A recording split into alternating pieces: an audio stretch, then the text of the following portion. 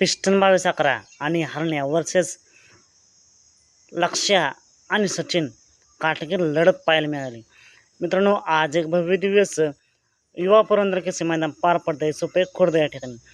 आणि या मैदानातील गट क्रमांक 10 सुटला. या गट क्रमांक 10 मध्ये मित्रांनो डोळ्याचा पारणा फेडणारी लढत पाहायला मिळाली. एकीकडे होता पिस्टन 22-11 आणि त्याला साथ दिली हरण्याने, तर एकीकडे होता पुसेवाहिंदा केसरीचा मानकरी लक्ष्या आणि सचिनची गाडी. मित्रांनो, कोण झालं सेमीसाठी पाहतो. डोळ्याचं पारणं फेडणारी लढत पाहायला मिळाली. शेवटच्या क्षणाला निकाल शेवटी तोंडावर निकाल घेतला आहे. ते गाडी सेमीसाठी पात्र झाली. निकाल गट क्रमांक 10चा निकाल आहे.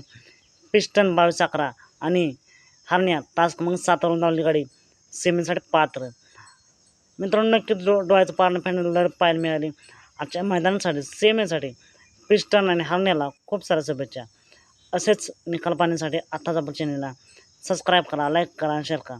चालतं मग भेटूया पुन्हा एकदा अपडेट्स भन्नाट अशा नवीन व्हिडिओमध्ये.